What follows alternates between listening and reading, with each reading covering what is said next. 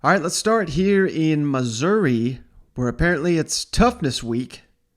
According to Eli Drinkwitz, 6 days in a row of practice and getting some bangs and bruises up there. Some unfortunate news.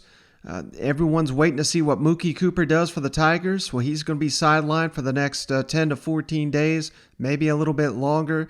And Jaylin Maclin, the brother of course, Jeremy Maclin, the legend there at Missouri, little banged up. So let's kick it over to Eli Drinkwitz, who met with the media here on Monday.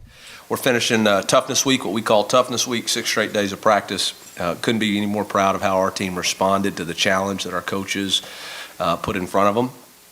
I didn't see Mookie or Jay Maclin maybe out there when we were out there. Yeah, Jamori Maclin suffered a fracture of the orbital bone that will be out 3 to 4 weeks, maybe a little bit sooner. Mookie's got a lower leg injury. Don't know a timetable on that. Could be anywhere from 10 days to 14 days.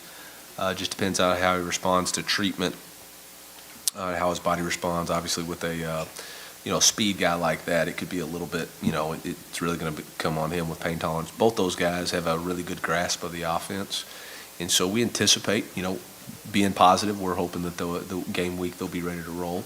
Don't know that, but that's kind of our mindset. All right, but that wasn't the only update from Missouri, who's now 10 days into training camp here. And I thought Coach was asked about just the difference between last season and this year. Going into last season, the narrative, and we pretty much all had it.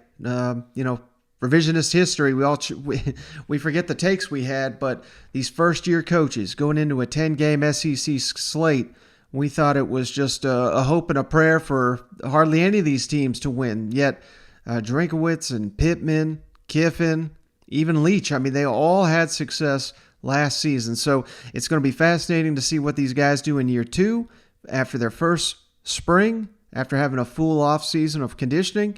And that's something that Eli Drinkwitz is excited about himself. Your first full off Yep. season, without a lot of limitations from last off season, what sort of extra strides have you been able to make this time around? Well, I think having the full off season and the summer conditioning without restrictions was big. Last year everything was technically voluntary throughout the summer until I think July 15th.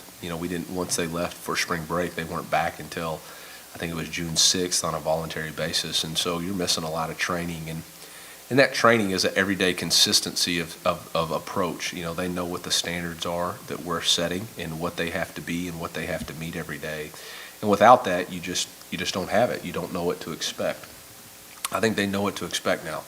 I think they know what their process has to be in order to be successful here and what we're demanding of them on a daily basis. So like I said before playing that clip, so many first-year coaches last year in the SEC made an instant impact.